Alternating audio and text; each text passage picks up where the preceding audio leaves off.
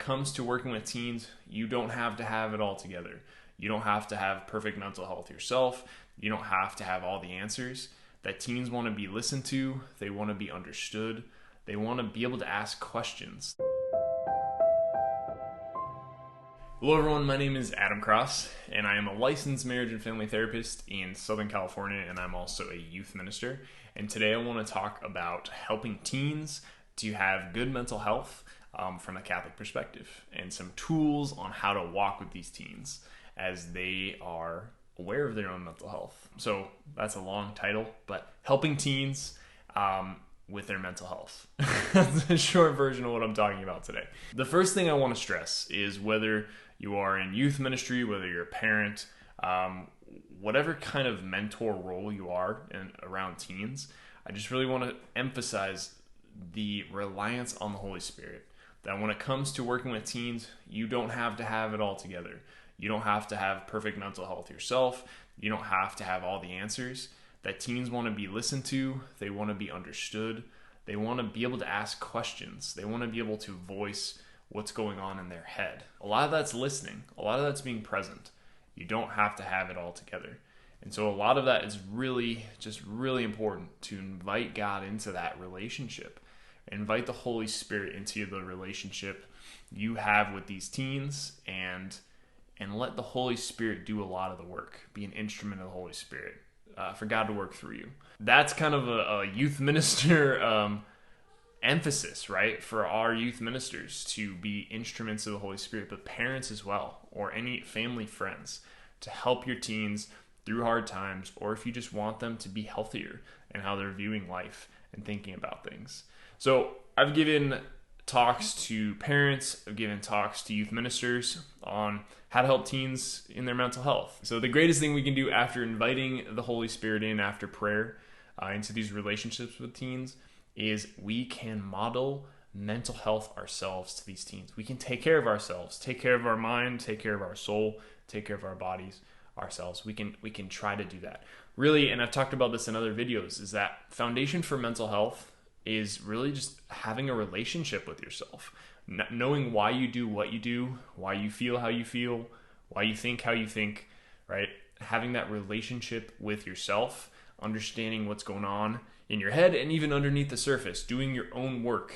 It changes everything, right? And even in doing that, we reflect God as relationship itself. So mental health from a Catholic perspective can be having a relationship with yourself and even being able to see how God is working in your life, really looking at and building that interior life as a Catholic, as a human being. We all need it. So the first thing you can do, model mental health. Do your own work and build your relationship with yourself. Model that to teens. That is probably the greatest thing you can do besides prayer, right? That is so critical that we are doing our own work. Because working with teens, stuff's going to come up anyways. So we have to be ready to own it and know what to do with it when it comes, right? So having a therapist, having a spiritual director, having good mentors ourselves is really important if we're working with young people in general. The next thing I like to do with teens is I like to distinguish between thoughts and emotions. So thoughts are things that pop in our head, right? There can be things that we're conscious of or unconscious. I want food. I want In-N-Out. I'm going to go over here. There's a whole assortment of them. And we have some control of our thoughts. We can redirect them, right? Sometimes we are in full control of things that pop into our head, but we can redirect and focus our thoughts and be intentional with that. Emotions really are reactions, right? I feel angry, I feel sad. We can't just switch them off. That'd be really nice. Like, oh, not angry anymore. But that's not how it works, right? Our emotions are reactions we have. St. John Paul II said that our emotions are reactions to a sign of a deeper value. And so when we get angry, when we get sad, we get afraid, something's being triggered, right? There's something important to us that's being touched upon. So our emotions can help us understand what's going on. So with teens, right, it's helpful to make these distinctions, but I always like to ask teens to kind of imagine 4 buckets. And if you're a youth minister, you might really understand what large buckets look like for like water wars and stuff like that. But these buckets are labeled sad, mad, glad, and afraid. And I'll ask teens, where are you in these buckets, right? How are you doing? It could be more than one bucket, but just to get them to understand where they are. Connect what's going on with them with a feeling, to name it. Because once they name it, you can say, why sad? And once we explore that, we go to that deeper value. We help them understand what's important to them. And even sometimes them saying it out loud makes it real for them. It clicks on a deeper level for these teens. It could be really, really important and valuable in working with teens. Another really great tool for working with teens, besides those buckets, is encouraging them to journal. Again, the same thing. When we say stuff out loud, sometimes it's not even about who we're talking to, and it is, but sometimes when we say things out loud, it clicks on a deeper level for us. And the same thing goes for writing. So I really encourage teens to write. Write.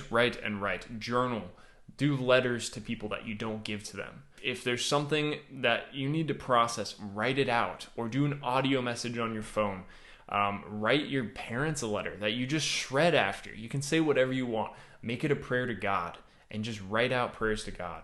Again, that processing, detaching it from ourselves, getting it out of our heads can really help us make sense of things and help us to understand what's going on. It can even bring peace, right?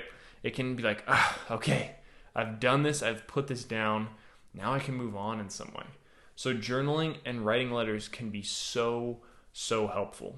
And then the last tip I would say is, in our modern day of technology and resources at our fingertips, there is telehealth, there are professionals literally at our fingertips that you can go to therapy online.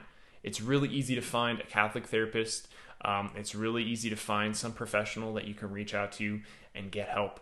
Encourage your teens to go to people, to reach out to other people who can help. Don't be afraid to look for Catholic therapists. Check out CatholicTherapist.com, Catholic Psychotherapist Association. They have directories.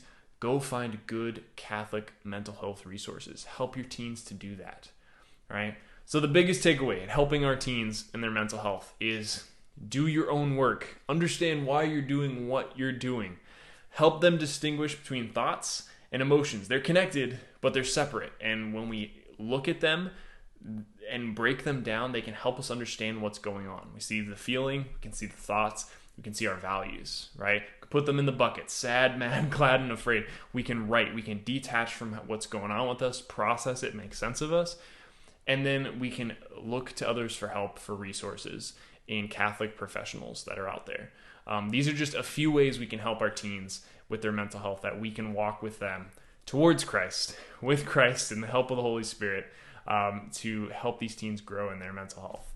So thank you so much for watching this. If you have questions, if you have any tips or resources, I'd love to hear them below. I know we only touched a few today, but hit that subscribe button, that like button, give this video a share. And again, thank you for watching, and God bless.